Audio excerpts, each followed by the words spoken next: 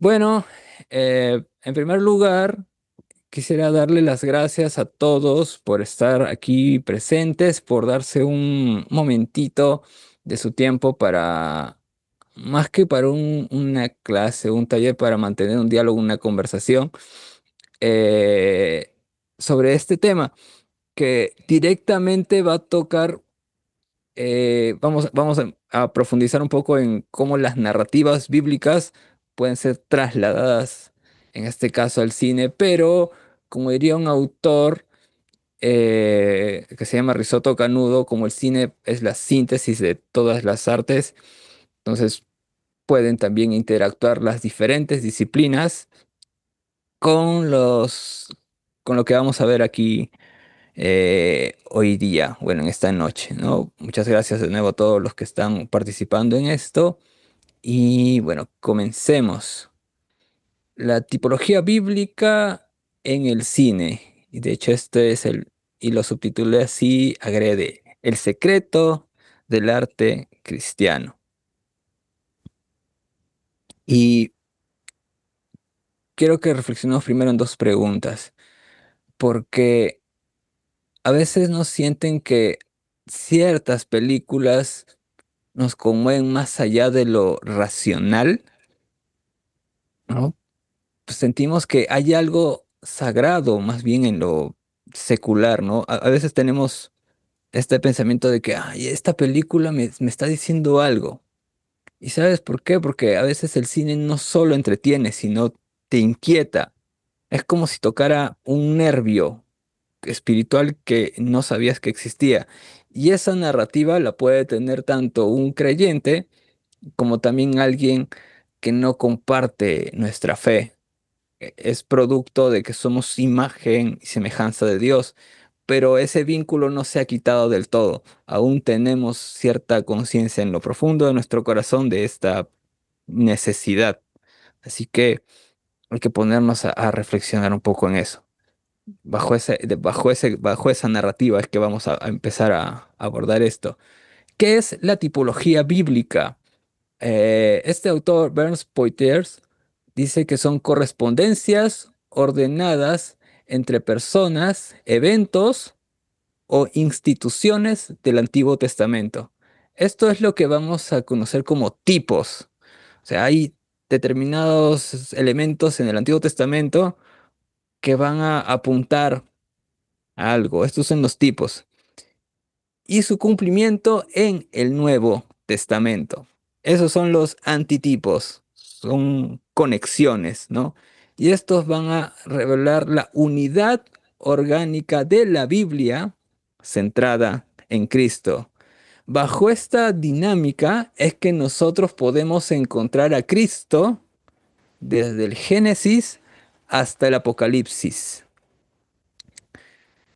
Vamos a ver ciertos momentos, ciertos personajes, cierta simbología que va a apuntarnos a la persona o a la obra de Cristo.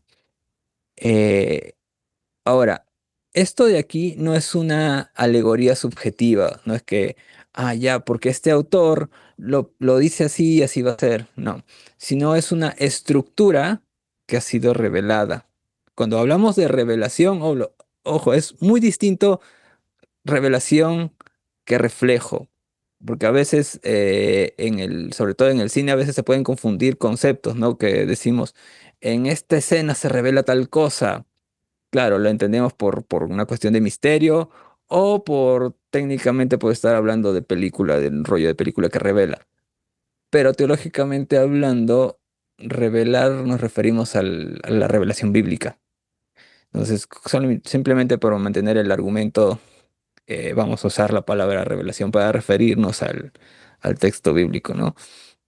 Es por eso que esta alegoría es una estructura revelada. Ejemplos clásicos, Adán como un tipo de Cristo, ¿no? Y en relación al incumplimiento de un pacto. Desde mi tradición reformada, entendemos que hay una narrativa que le llaman teología de los pactos, en donde Dios hace tratos o alianzas en ciertos eventos en el relato bíblico. Uno de ellos es con Adán, que se conoce como el pacto de obras. Un pacto que fue incumplido por Adán, pero Cristo sí pudo cumplirlo, y eso lo vemos en Romanos 5:14. El sacrificio de Isaac también en Génesis 22, ¿no? De nuevo, también apuntamos a Cristo, ¿no? Este sacrificio que no tenía que ser permitido con Isaac, pero sí tenía que ser permitido con Cristo. Y el Éxodo como también la liberación redentora. Esos tres ejemplos los vamos a anotar, y es importante considerarlos, porque la tipología es pedagógica, enseña por anticipación, por sombra, que apunta a una plenitud.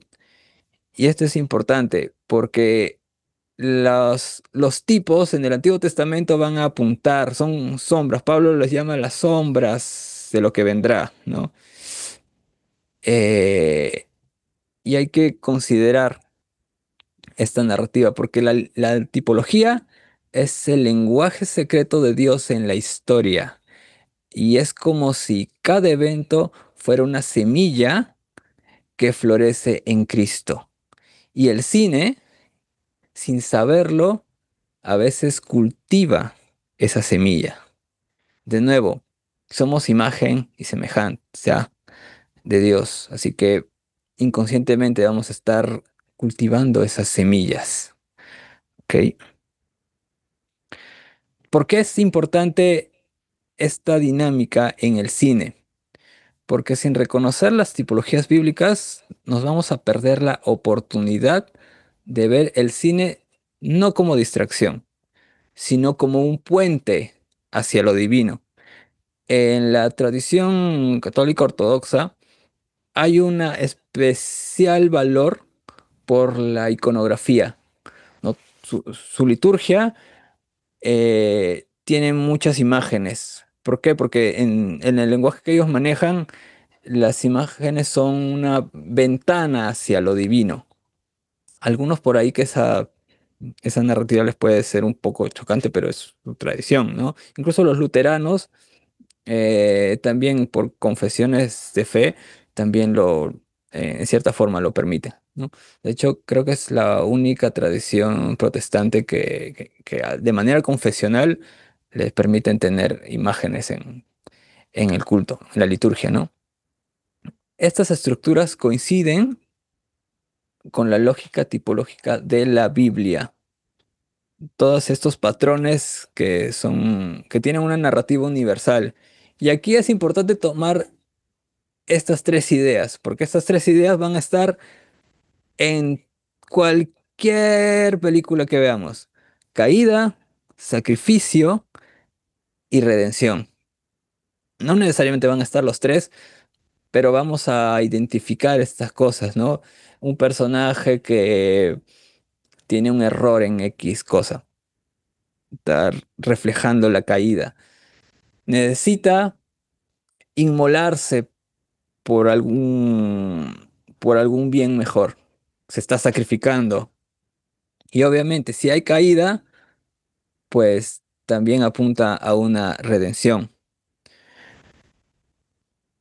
Hay que tomar nota de estos tres elementos, porque a partir de aquí es que el autor y el artista empieza a tener herramientas para sus obras de arte, ¿no? Porque estas coinciden por ser imagen de Dios en el mundo. Y en obras ya realizadas, el espectador cristiano, o sea, en este caso las películas, uno puede aprender a discernir los ecos de Cristo en las narrativas seculares. Y el autor también aprende con ejemplos cuando entiende esos patrones tipológicos, y puede usarlos como ecos de la obra redentora. Como vimos en el Antiguo Testamento y a lo largo de todo el relato bíblico, hay cierta simbología que apunta a Cristo. Cuando lo trasladamos al arte, podemos entender también esa narrativa. Y aquí hay tres ejemplos relativamente famosos, ¿no? Que tenemos a Neo en Matrix, que es es un símbolo del Mesías, ¿no? Kal-El en El Hombre de Acero, de Zack Snyder, que representa el sacrificio. La propuesta de este autor era reflejar esto. Y de Alfonso Cuarón, el Children of Men, que tenemos este símbolo del niño como una esperanza encarnada, ¿no? Toda la narrativa viene en pos de un niño que nace milagrosamente, ¿no? Ahora, hay un riesgo de la superficialidad cultural. ¿Por qué? Porque el arte, y en este caso el cine, como dice Marcel Martin, tiene en su estructura que toda imagen implica más que explica. ¿Y eso qué significa? Que bueno, a veces nosotros por la misma narrativa que tenemos de la vida cristiana, sobre todo con un enfoque evangélico protestante, vamos a tener el pensamiento de que esto, ¿por qué no es tan literal como en la Biblia? ¿No? Por qué no está tan fiel al texto bíblico? Seamos sinceros, toda manifestación del hombre no va a ser 100% fiel al texto bíblico. ¿Y por qué? Porque somos humanos, o sea, dialogamos con nuestra unión con Cristo, pero también vamos a dialogar con el pecado.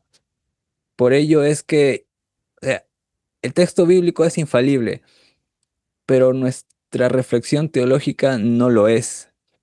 Y por ende, nuestro arte tampoco lo va a hacer, porque ahí vamos a empezar a reflejar no solamente lo que Dios pone en nuestro corazón, sino también lo que hay en ese lado oscuro de este mismo corazón. Así que es importante notar esto. El cine puede adormecer el alma si se consume sin discernimiento. Y aquí es donde tenemos que prestar especial cuidado porque, o sea, una película cualquiera te puede apuntar a lo que se te antoje realmente, ¿no? Por ejemplo, en el fondo de pantalla vemos a Godzilla y podemos pensar que tal vez es un demonio que se acecha y que viene a destruir al pueblo de Dios.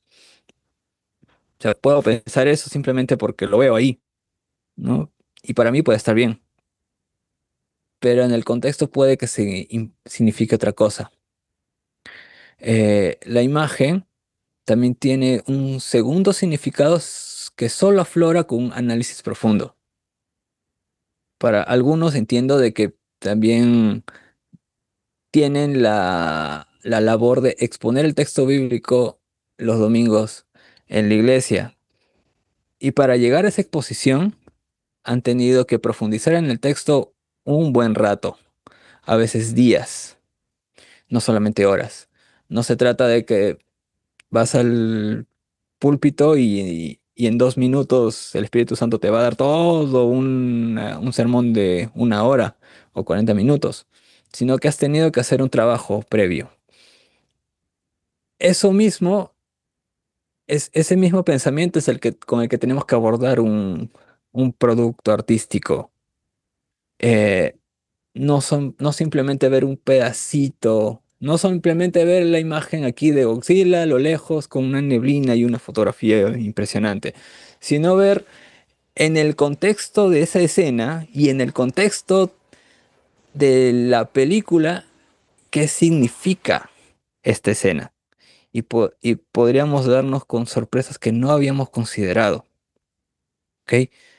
Es importante tomar eso en cuenta, porque la fe necesita recuperar su capacidad de leer el arte como un reflejo, ¿ok?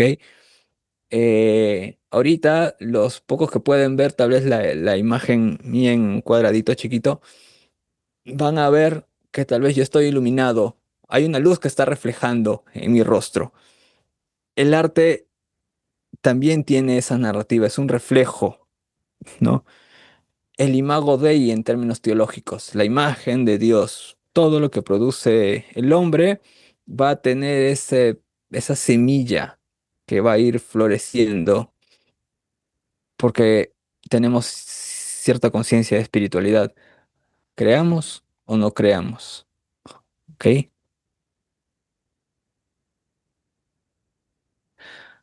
Ahora, posiblemente lo que les diga resuene también con el concepto de alegoría. ¿Y saben qué? Tiene que ver en parte porque ambos conceptos son simbólicos, pero también son diferentes. Mientras que la tipología bíblica es histórica y es revelada, y la podemos comprobar sobre todo en el Nuevo Testamento, o sea, si hay algo en el Antiguo Testamento, se revela en el Nuevo Testamento, ¿no? La alegoría es simbólica y es libre. Por eso es que, de hecho, los discípulos de los apóstoles empezaban a tomar eh, libertades para poder explicar el texto bíblico. O sea, la enseñanza que tenemos de estos hombres, que es muy valiosa y tiene que ser considerada también, va a ser alegórica. ¿Por qué? Porque en el contexto tenían que dialogar mucho con herejías y tenían que sustentarse en base a la cultura, eh, como la revelación bíblica es el fundamento de toda la humanidad, ¿no? De nuevo, tomamos el ejemplo de Isaac como tipo de Cristo, que es una revelación, ¿no? Está sustentada. Pero también como una forma alegórica podemos ver a Rebeca como el alma que busca a Cristo. Y en sí también podemos tomar diferentes alegorías de eso. Podemos buscar muchas referentes en el Nuevo Testamento que buscan a Cristo. Es libre, no tiene mucha estructura esto. ¿Cuál es el riesgo? Porque ambas posturas también tienen un riesgo. Primero, que la tipología podemos tener un reduccionismo literal. ¿Qué cosa es reduccionismo literal? La famosa frase, ¿y dónde está esto en el texto bíblico? ¿No? ¿Por qué? Porque nuestra narrativa es muy que si así tiene que estar como en el texto bíblico, así tal cual. Pero de nuevo, en términos teológicos hay muchísimo más atrás de esto. No es simplemente que este pasaje de tres, cuatro palabras, sino todo un pensamiento y una cosmovisión detrás de eso, incluso culturalmente, ¿no? Y la alegoría también, porque por estar simbolizando en exceso, podemos perder una desconexión con el contexto bíblico. Y en el cine, la tipología, y eso es lo que les comentaba, nos permite tener narrativas que reproducen patrones reales. O sea, podemos tomar estos tipos y buscarle semejanzas, cómo podemos representarlos para que fundamentalmente puedan apuntar a Cristo. Y la alegoría puede ser muy subjetivo. O sea, podemos tomar cualquier símbolo y simplemente va a apuntar a lo que nosotros querramos. Podemos ir por cualquiera de los dos caminos. A las finales somos libres de poder hacerlo. No pasa nada. Pero si queremos tener esta perspectiva de ser, y aquí voy a comenzar a profundizar en esto que es importante, una mirada cristológica, yo sugeriría que reflexionemos un poco en esta postura tipológica, porque eso nos va a permitir, uno, fundamentarnos mejor y dos, poder responder sobre todo a las preguntas más difíciles. ¿Ok? Vamos a adentrarnos un poquito más en esta mirada cristológica que muchos me han preguntado y sobre todo que resuena un poco, ¿no? ¿Qué cosa es una mirada cristológica? Pues es como Cristo ve.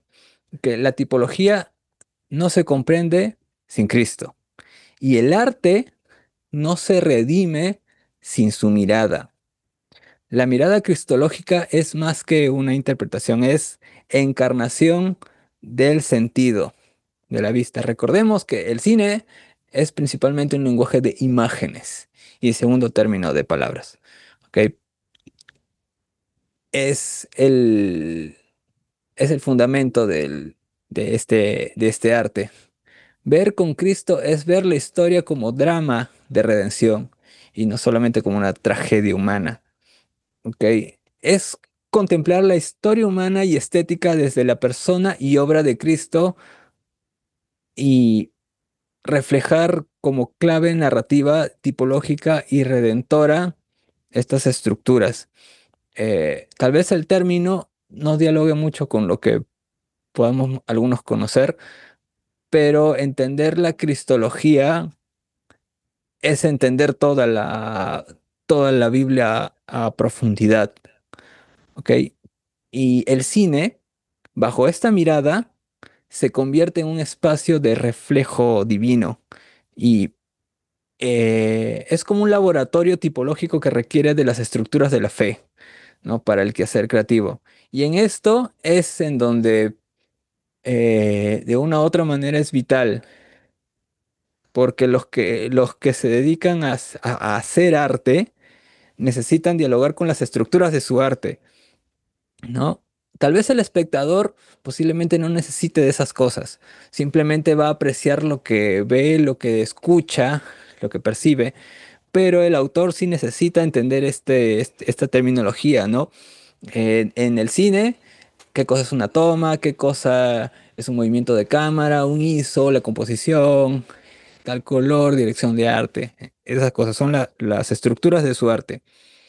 En teología, las estructuras, pues son comenzar a reflexionar en, bueno, como ya lo vimos, cristología, escatología, eclesiología, todas estas cosas para los que exponen las escrituras son importantes, porque a la hora que las exponemos, también vamos a reflejar estas estructuras inconscientemente. Y lo vamos a notar mucho, sobre todo cuando en alguna oportunidad se tenga que exponer, por ejemplo, pasajes de Daniel o el Apocalipsis, que es, digamos que lo más evidente, ¿no? Ahí vamos a encontrar estas estructuras un poco más visibles.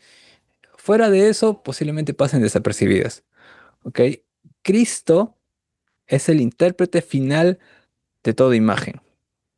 En él, la sombra se convierte en cuerpo y el símbolo se convierte en reflejo. La mirada cristológica no va a buscar encontrar a Cristo en todo, ojo con esto, sino ver todo desde Cristo, ¿ok? Y aquí es donde por ahí alguno podría perderse porque pensamos en el cine cristiano, ¿no? Como si fuera un género. Yo prefiero verlo como un cine desde Cristo, ¿no? Desarrollar esta mirada cristológica, ¿no? Esa es la diferencia entre usar la fe como una lupa o como más bien una luz. Y el cine, bajo esta luz, refleja las tipologías como ecos del verbo encarnado. ¿Ok? El cine como un espacio tipológico. El cine no es solo un espejo de la cultura, también puede ser un umbral de lo invisible, de conceptos que podrían ser abstractos. Pensemos en amor, cómo se ve el amor, en silencio, cómo se ve el silencio, la esperanza, cómo se ve. ¿No? El autor tiene que reflexionar un poco en esas cosas y poder dar una imagen que el que lo vea pueda comprenderlo.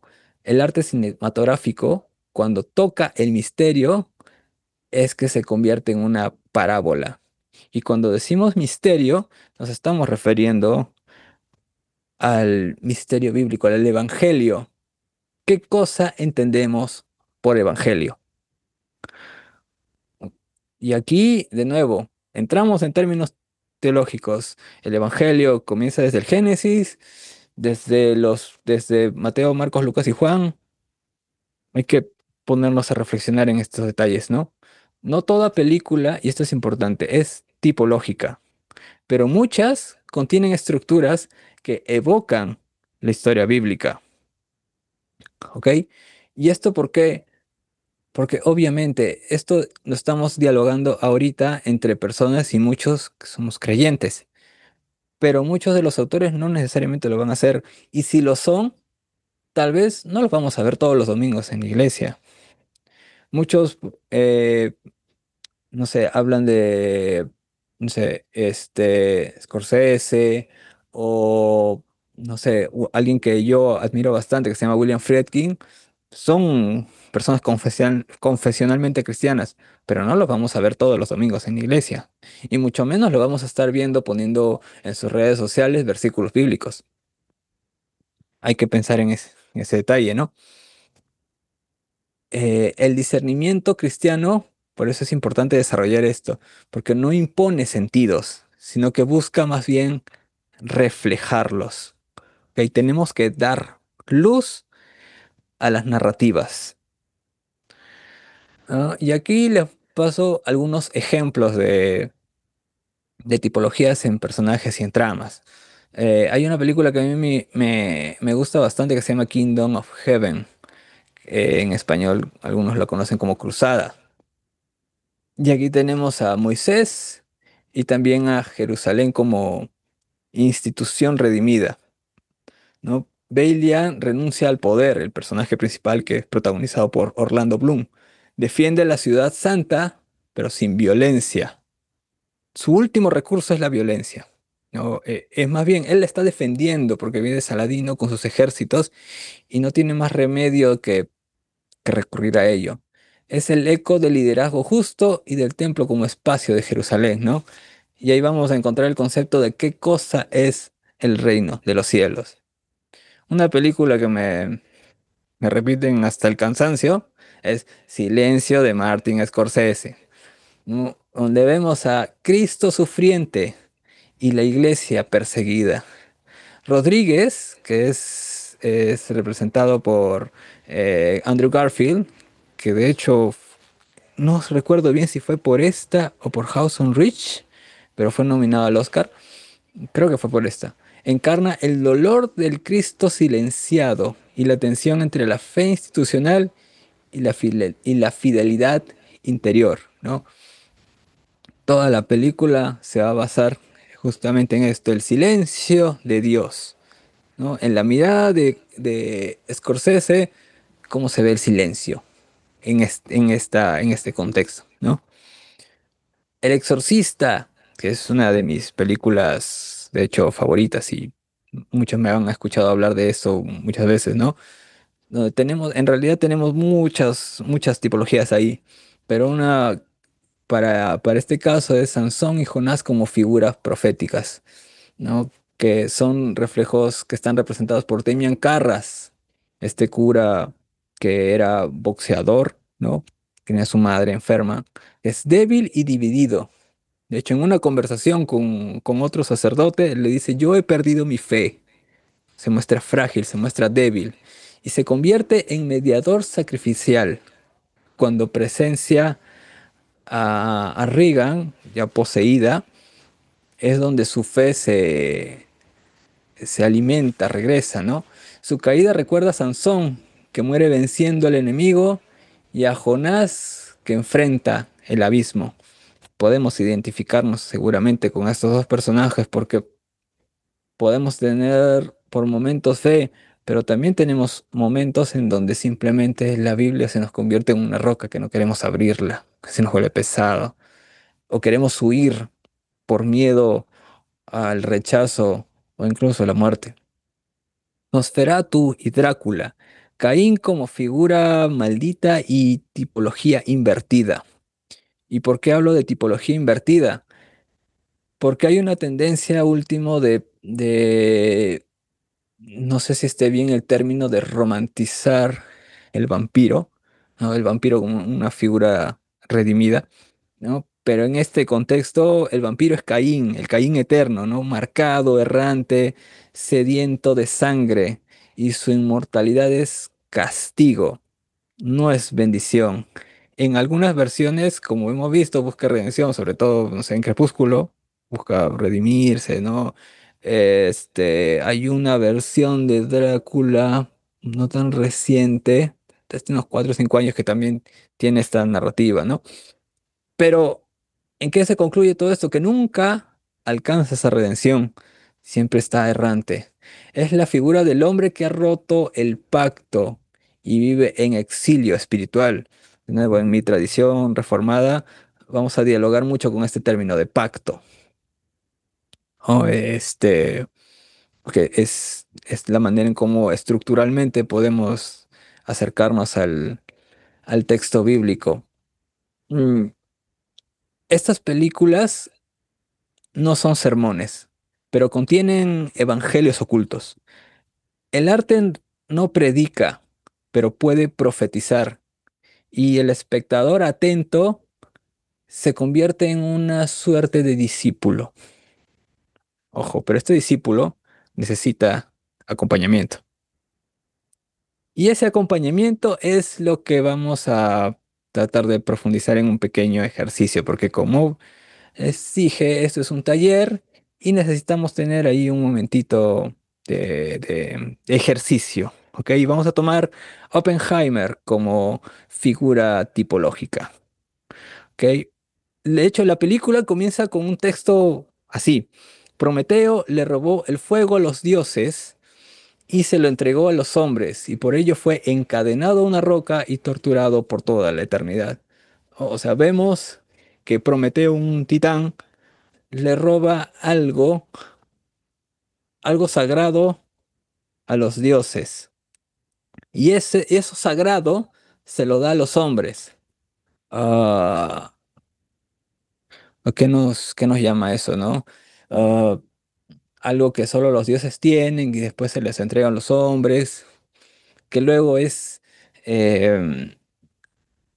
culpado por eso, por toda la eternidad, ¿no? ¿A dónde nos va guiando nuestro discernimiento espiritual con eso? ¿No? Hay una narrativa muy interesante en la película, al menos en la primera mitad, que vemos a Oppenheimer siempre mirando el cielo o buscando entender el cosmos. ¿Qué cosa es lo que le pasan a las estrellas cuando mueren? ¿Cómo funciona el universo? Eso es lo que él quiere saber. Quiere ver más allá de lo que sus ojos le permiten.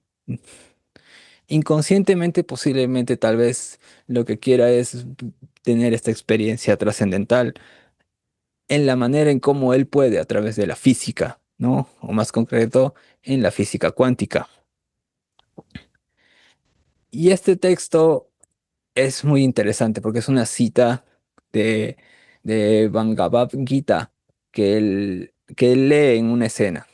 Ahora me he convertido en la muerte, en el destructor de mundos. Y entendemos que hasta este momento, para los que han podido ver la película, él lo que ha estado haciendo es investigar por medio de la ciencia en cómo funciona el universo. Él es teórico.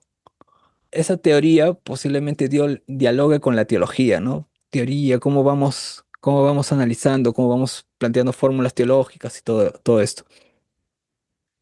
Ese pensamiento, ese ensayo, él lo va a exponer, lo va a publicar y va a estar accesible para la comunidad científica.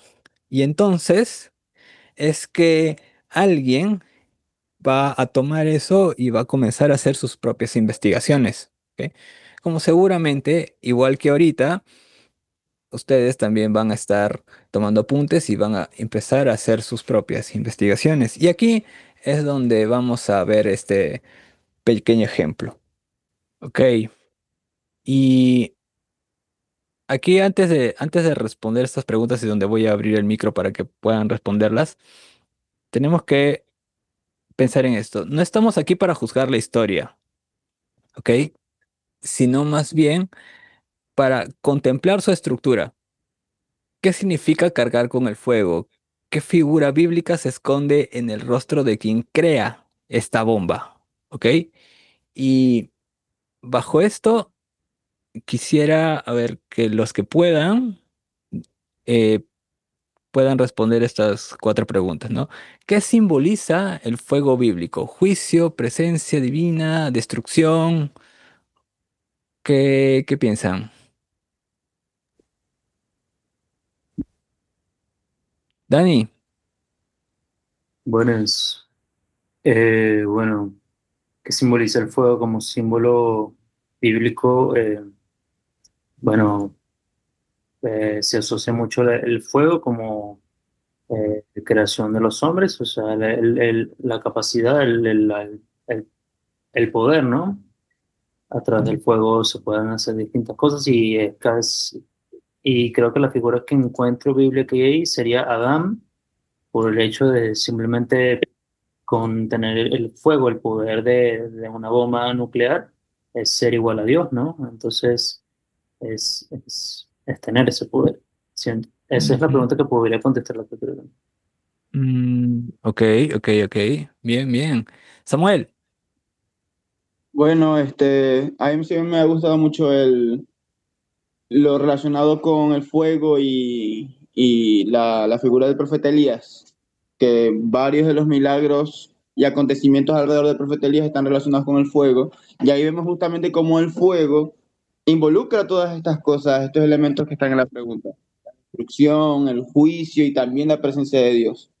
Entonces, pienso que parte o sea, justamente de lo ambiguo que puede ser esto del fuego, ayuda justamente a ver lo profundo que puede ser utilizarlo como alegoría dentro de una película, en este caso dentro de esa película.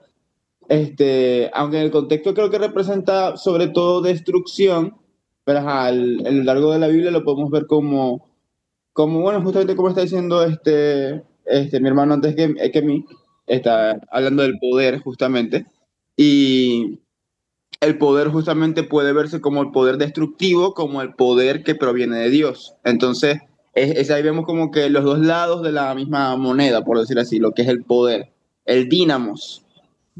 claro. Bien, bien, bien. Muy bien, muy bien. Segunda pregunta. Oppenheimer, ¿no? El personaje, como figura que carga con el pecado del mundo. ¿Qué te hace, qué les hace más seco? ¿Cristo o Adán? ¿Quién quiere responder eso? Samuel. Bueno, definitivamente a mí se me hace como Adán, por el asunto de cómo su descubrimiento condena al mundo. Cristo lo que hace es salvar el mundo con la oportunidad que le da de redención al ser humano. En este caso, Oppenheimer hace lo contrario, le da la oportunidad de destruirse al mundo. E incluso él se arrepiente de eso. La reflexión final es que él se arrepiente justamente del descubrimiento que hizo, porque sabe que el descubrimiento que hizo puede traer un futuro donde la humanidad esté totalmente destruida por causa de justamente el fuego que él le entregó a los hombres. Entonces pienso yo que es literalmente la figura de Adán condenando de manera directa, vamos a decirlo así, quizás, obviamente, ajá, no hablando de Adán como persona, individuo, sino Adán como figura, condenando a la humanidad, porque por un hombre el pecado pasó a todos los hombres y por el pecado la muerte, por cuanto todos pecaron. Claro, bien, bien. ¿Alguien más?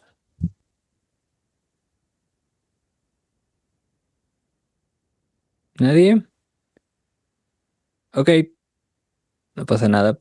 Vamos para la tercera pregunta. La comunidad científica, que es una parte importante en toda la narrativa de esta película, ¿es Babel, el Sanedrín o el pueblo en el desierto?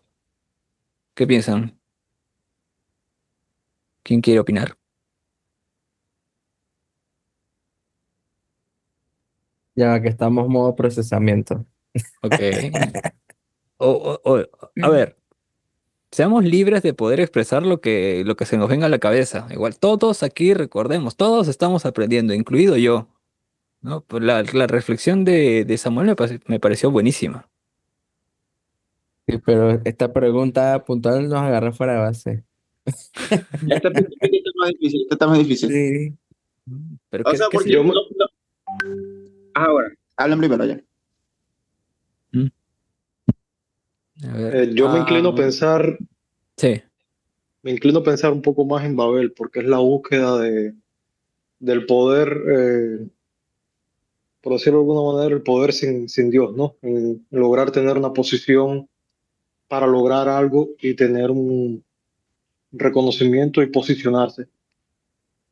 Claro, ok, ya, es una postura interesante, ¿no? O sea, o sea, yo claramente puedo ver que no es el pueblo en el desierto. O sea, aquí como que viendo que quizás ese caso no sea, porque el pueblo en el desierto buscaba dirección de Dios y el fuego era esta señal divina para para conseguir la tierra prometida, para conseguir lo deseado. Y Ujú. aquí, esta comunidad científica no buscaba guía, buscaba justamente hacerse de poder. Entonces, por eso creo que va más para el lado, como está diciendo Frank, el lado de Babel, que Babel justamente buscaba la rebeldía contra Dios. No porque no era simplemente hacerse conocido, sino como que Dios nos mandó a esparcirnos, nosotros decidimos no, nos quedamos aquí. Entonces justamente vemos este acto de rebeldía, de hacer que su ego crezca de manera literal. Entonces, creo que aquí justamente lo que vemos que aquí la comunidad científica norteamericana totalmente, vemos justamente una búsqueda por querer ser los primeros, por querer ser los mejores y de alguna otra manera, si bien acabar con guerras, al final ellos quieren ser los que les pongan fila a esas guerras. No se trata de buscar la paz, sino de ellos ser quienes lo hagan. Es Ok, lo determinante ahí. bien, ojo. Claro, no sé si me escucho, Jaime. Sí, sí, sí. Bueno, tomando la palabra de lo último que se ha dicho, mi granito de arena sería el Sanedrín, conformado por aquellas personas que hacían lo incorrecto, pero hablaban en nombre de lo que era correcto. Así Ujú. son las estructuras de gobernanza del mundo. O sea, buscan la paz, van en persecución de esa paz y seguridad, pero al final, detrás de todo eso, vemos todo lo contrario en la praxis. Claro, sí. Bien, bien. Bueno, Chris en el chat puso también una opinión bastante parecida a la de Jonathan, que dice, creo que es el Sanedrín ya que son conocedores y estudiosos. Eh, sí, o sea, también es una buena aproximación. Ya vimos cómo se genera una conversación en torno a esto. La cuarta pregunta, ¿qué refleja esta figura, ¿no? sobre el drama humano? ¿Quién quiere responder a eso? El drama humano. Está potente. Como dice Shrek, más vale afuera que adentro.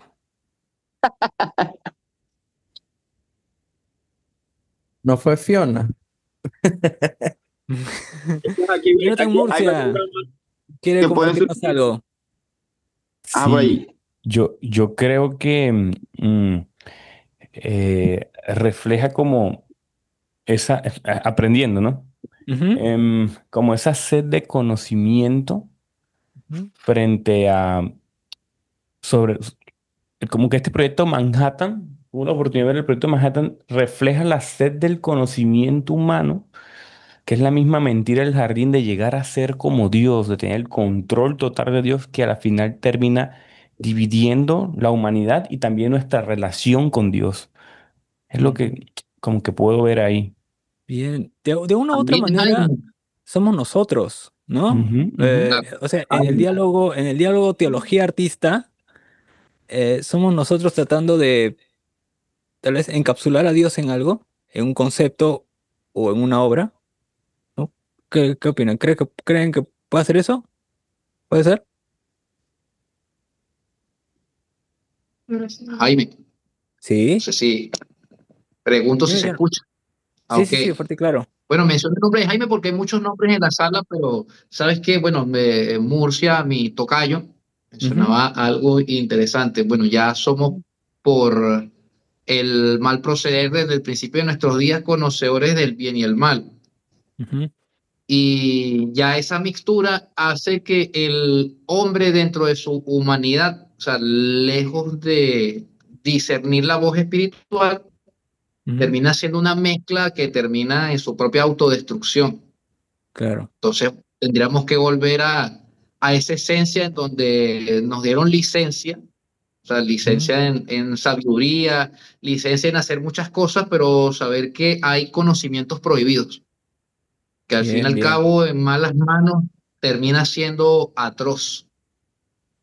Bien, es un buen punto, es un buen punto. Y ya para continuar avanzando con esto, después ahí podemos eh, dialogar un poquito más.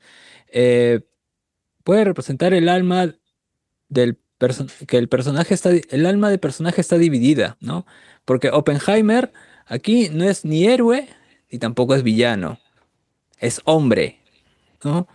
Y en su rostro, de hecho está puesto en la pantalla, es el drama humano que juega a ser Dios, ¿no? Es lo que veníamos un poco conversando ahorita, ¿no? Por la caída vamos a querer tocar el cielo con nuestras propias manos, al punto que vamos a querer dominarlo, ¿ok? Eh, Tres preguntas más y va un poco saliendo de la narrativa de la película. ¿Puede un personaje que provoca destrucción ser figura de Cristo? ¿Qué piensan? De anticristo quizás, no sé. Ok. O sea, porque ajá, hay una figura que se utiliza, quizás en Oppenheimer no. Bueno, quizás también se podría llamar así, la figura del falso Mesías, que es una figura que se utiliza en el cine, que Ujú, películas como Doom justamente utilizan la figura del falso Mesías, también ujú, Star Wars en las precuelas, con el arco de Anakin, la figura claro. del falso Mesías, de un supuesto elegido que va a salvarnos a todos y que resulta que más que salvarnos nos condena. Entonces Ujú, justamente habla de esa necesidad del ser humano de buscar un Cristo, alguien que nos pueda salvar de nuestro estado actual, pero que justamente muchas veces se busca en los lugares equivocados. Y creo que aquí es muy importante eso, pues justamente que la necesidad existe, en todo el ser humano existe esa necesidad de un Cristo. O sea, de que muchas veces nos hacemos nuestros propios Cristos. Y ahí llegan estos falsos mesías, que son estas figuras que pueden ser destructivas. Que bueno, si no son el Cristo real, el Cristo bíblico, obviamente son figuras que nos destruyen nuestra esencia y nuestra alma, porque obviamente nos alejan del verdadero Dios. bien, bien, bien. Jonathan Dávila. Bueno, ya aprendí a subir la mano otra vez, se me ha olvidado cómo hacerlo. Bueno, mira, en esa pregunta está interesante y puedo aportar lo siguiente. Sería una lectura sesgada de Jesús o de Dios mismo en su esencia, porque Dios es fuego purificador, pero también es fuego consumador. Y todos sabemos como creyentes que nos acercamos a un momento cumbre para volver a comenzar. O sea, la eternidad, antes de ese regalo de la eternidad, tiene que haber un juicio y tiene que haber destrucción, pero una destrucción también condicionada, porque todos estamos informados acerca de eso y podemos, por la gracia irresistible, validar si hemos sido llamados o no. Eh, Considero que podríamos estar de acuerdo en eso. Entonces, diría que no separaría al Dios de amor también a la parte de el que él juzga, condena, sanciona y extirpa la maldad. Bien, bien, buen aporte, buen aporte.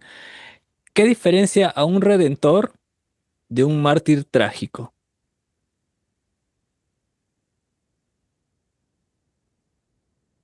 Bueno, creo que ahí justamente la diferencia está en si la causa vale la pena o no. Porque ajá, un redentor justamente hizo algo significativo. Una figura redentora se sacrifica también, pero justamente hay un resultado positivo tras su acto de sacrificio. Mientras que el mártir trágico justamente es trágico porque posiblemente su acto de sacrificio no tuvo un buen resultado. Y creo que sucede mucho, pues gente muriendo por causas que eran mentiras, gente muriendo por algo que no es verdad, cegados por una mentira. Y creo que incluso ese es parte del miedo más oculto de todo ser humano, pensar que todo este tiempo estuvimos defendiendo algo que no era verdad y justamente tenemos esa espinita en el corazón de llegar a un punto de estar sesgados por algo y que muramos por una causa que no es verdad. Entonces, está siempre ese al lado de la figura redentora, la figura de mártir es trágico, porque justamente vemos figuras como, por ejemplo, Esteban en la Biblia. Esteban muere como mártir, pero él no es un mártir trágico y ya. Justamente su muerte injusta, pero había una fuerte carga redentora en todo el proceso. Él hizo un antes y un después y que de alguna u otra manera su sacrificio ayudó a que más tarde Pablo o Saulo se convirtiera en apóstol. Entonces vemos justamente aquí el caso de un mártir que tuvo una causa justa por la cual falleció. Pero hay otros casos de gente que muere ya y son solamente un cuerpo más. Entonces esa es la diferencia. Claro, bien, bien. Santiago, ¿Verdad que sí? Y también sabes que está lo trascendental y lo banal o traumático. Creo que solamente si nos vamos a lo trágico, vamos a dejar una cicatriz solamente sin trascendencia, pero la redención apunta hacia la eternidad, hacia algo que comenzará, será perdurable en el tiempo, sembrará esperanza y un valor infinito. bien, bien.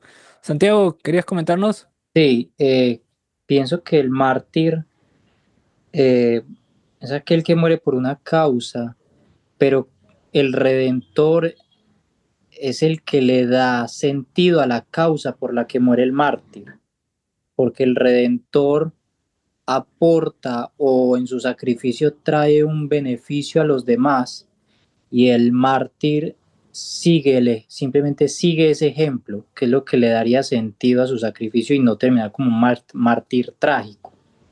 Bien, bien, buen aporte. La última pregunta. ¿Dónde está la esperanza en esa historia, en este caso en Oppenheimer?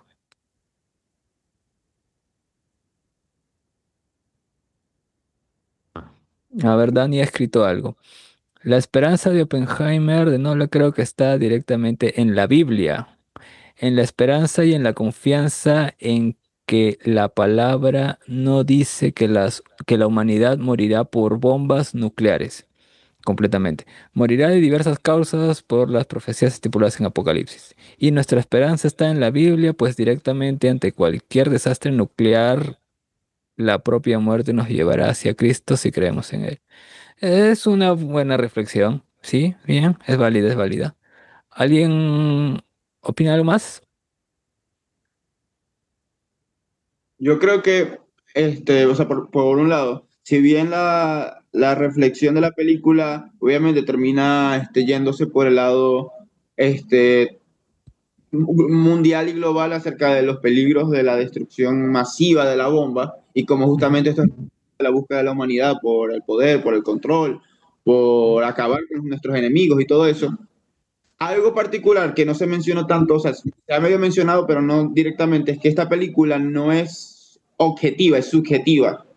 Es la perspectiva de Oppenheimer, es la búsqueda de Oppenheimer. Entonces, más de hablar de la comunidad científica como tal, esta película, más de hablar del grupo de científicos, habla de él como persona y toda su búsqueda. Entonces, creo que la reflexión es más personal y no tanto como humanidad, sino una reflexión propia acerca de nuestra búsqueda a, a cosas que quizás nosotros, ni nosotros mismos comprendemos, pero justamente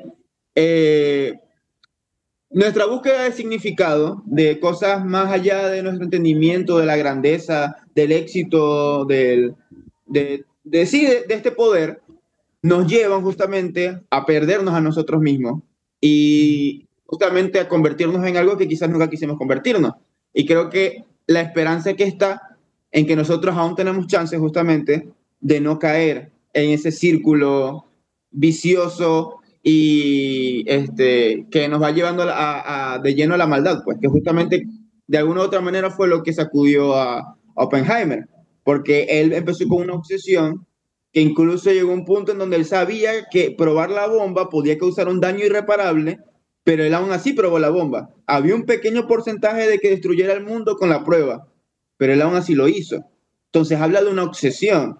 Y entonces nosotros, gracias a Dios, quizás no llegamos a un punto de que nuestras decisiones puedan afectar al mundo tal cual, pero justamente muchas veces nuestras decisiones pueden afectar a las personas que nos rodean y a nosotros mismos. Entonces, tenemos esa esperanza en el que aún nosotros tenemos esa esperanza de Cristo, justamente que nos puede alejar de ese círculo destructor, autodestructor que tenemos como seres humanos. Bien, bien. Jonathan Murcia.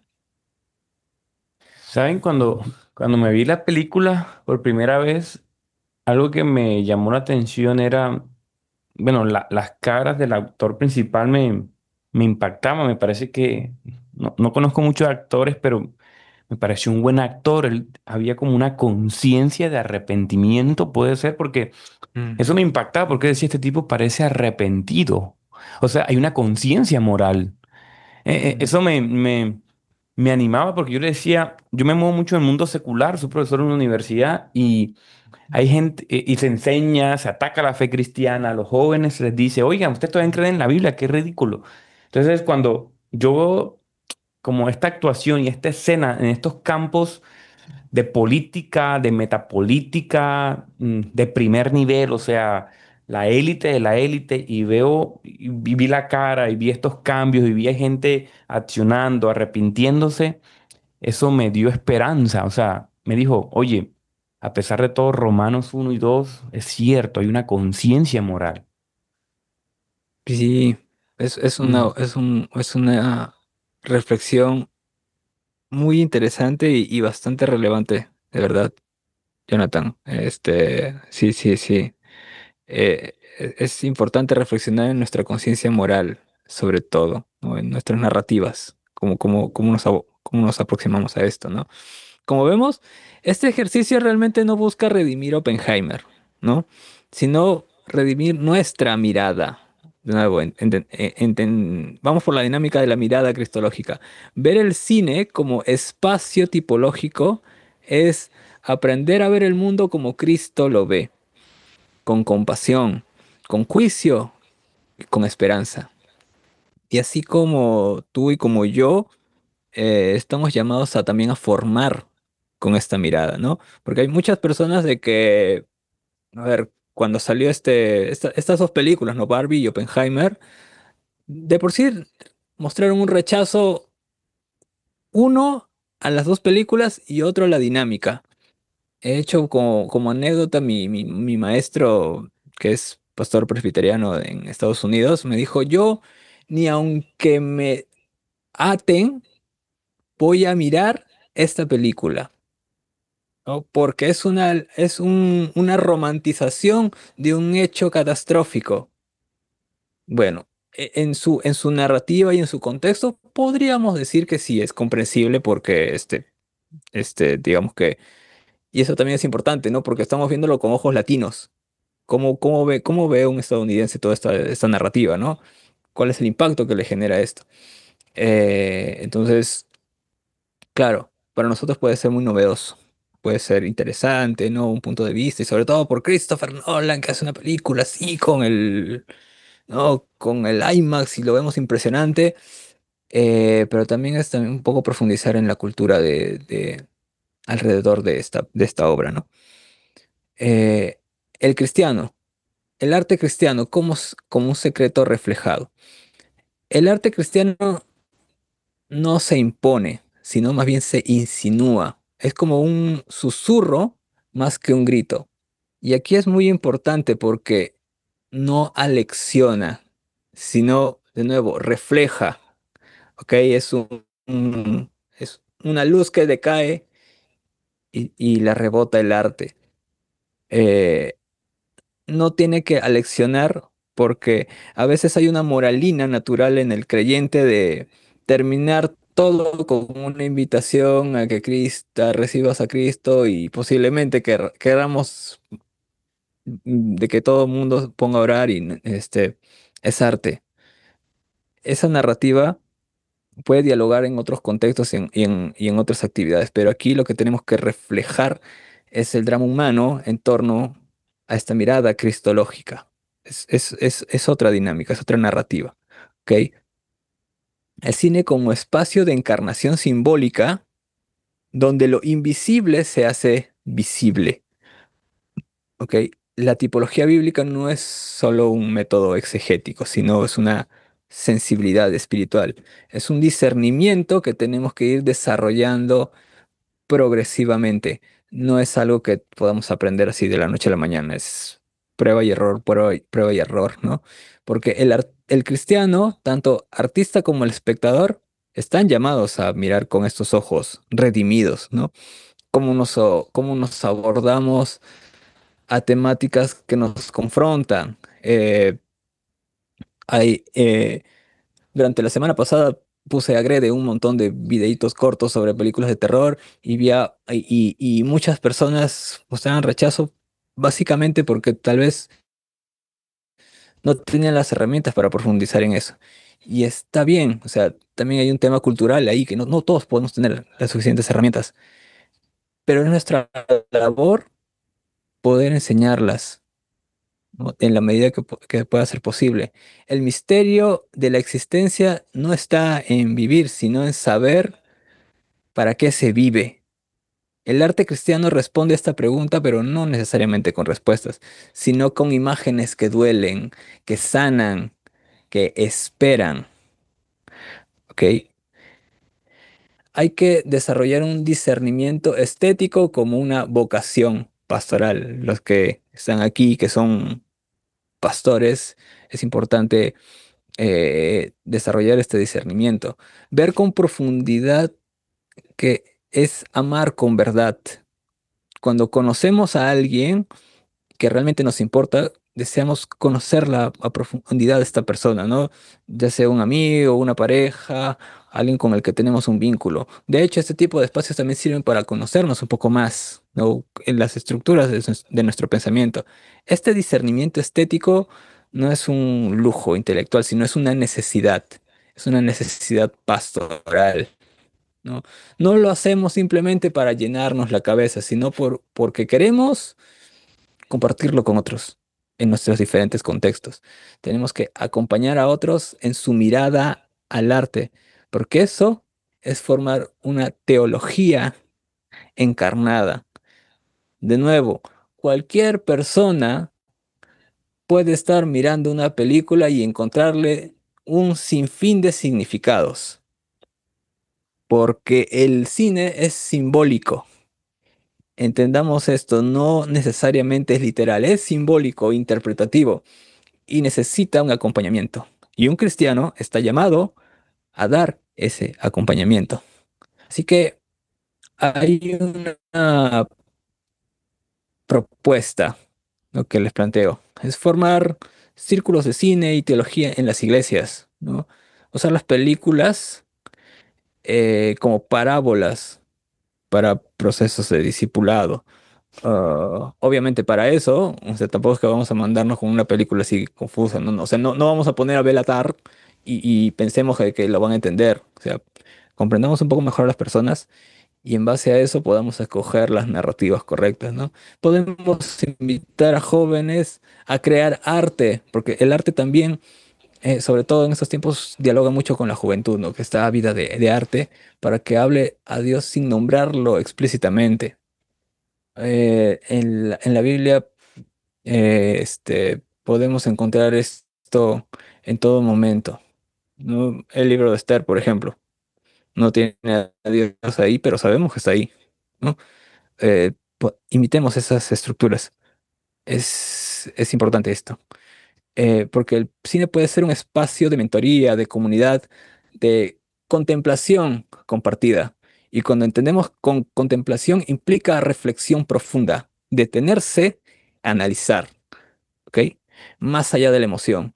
El arte nos permite emocionarnos y está bien, tenemos que emocionarnos. El arte, cuando planteas una obra, tiene que principalmente emocionar, pero luego también reflexionar. ¿Y ahora qué? ¿Qué cosa vamos a hacer? Pues no basta con ver o hacer películas, hay que aprender a mirar como Cristo. De nuevo, con pasión, con juicio, con esperanza. La formación estética cristiana no es simplemente un análisis, sino un discipulado visual. En este caso, entendámoslo por el cine, que es un lenguaje visual. La mirada cristológica transforma al espectador en un testigo, ¿ok? El arte deja de ser consumo y más bien se convierte en conte- contemplación. Por eso desarrollamos esta mirada cristológica como una vocación estética. Y los invito a profundizarlo en sus comunidades, ¿no? Disfrutar el arte juntos y preguntarse, ¿qué refleja esto del drama humano? ¿Dónde está la cruz? ¿Qué redención insinúa? Reflexionemos en esto. Y bueno, hasta aquí, hasta aquí, hasta aquí llegamos. ¿Y tú qué piensas de todo esto? Déjamelo saber en los comentarios. Guarda este video y compártelo. Y sígueme para más cine y teología.